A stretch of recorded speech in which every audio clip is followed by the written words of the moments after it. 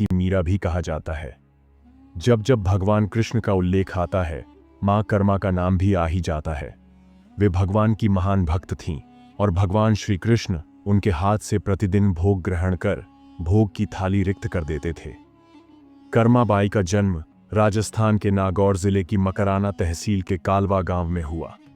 इस गांव में जीवन राम डूडी के घर चैत्र मास कृष्ण पक्ष की एकादशी पर एक पुत्री का जन्म हुआ। भगवान से बहुत मन्नतें मांगने के बाद इनका जन्म हुआ। नाम रखा गया कर्मा।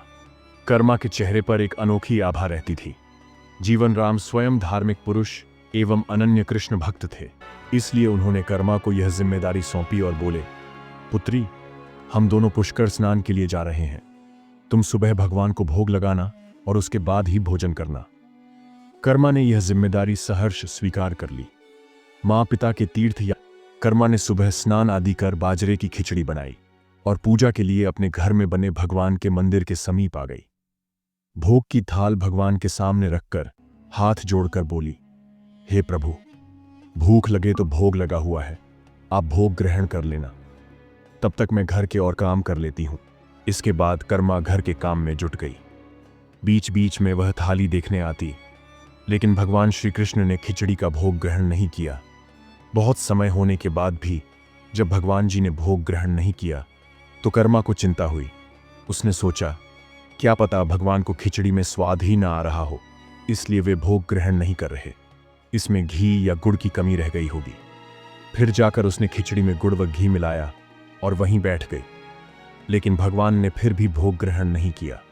तब मायूस होकर कर्मा ने कहा, हे प्रभु, आप भोग ग्रहण कर लीजिए।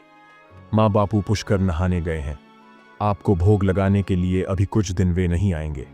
आपको भोग लगाने की जिम्मेदारी मुझे दी गई है, इसलिए आपको भोग लगाने के बाद ही मैं भोजन ग्रहण करूंगी।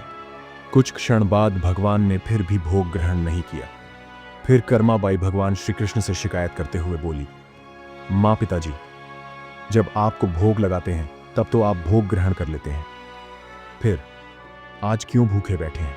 अब मायूस हो गई और दुखी होकर रोते हुए बोली, हे भगवान जी, आप भोग ग्रहण कर लीजिए, अन्यथा मैं भी भूखी ही रहूंगी।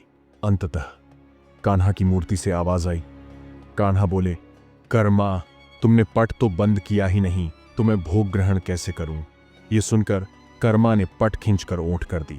भगवान श्री कृष्ण ने खिचड़ी का भोग ग्रहण किया और थाली पूरी खाली हो गई। कर्मा बाई ने पलटकर देखा तो भोग की थाली में भोग रिक्त हो गया था। तब कर्मा बोली, हे भगवान, इतनी सी बात थी तो पहले बता देते। खुद भी भूखे बैठे और मुझे भी भूखा बिठा रखा था। इसके बाद कर्मा ने भी खिचड़ी खाई। अब तो प्रतिदिन कर्मा बाई खिचड़ी बनाती और कान्हा जी भी प्रतिदिन भोग ग्रहण करने आते।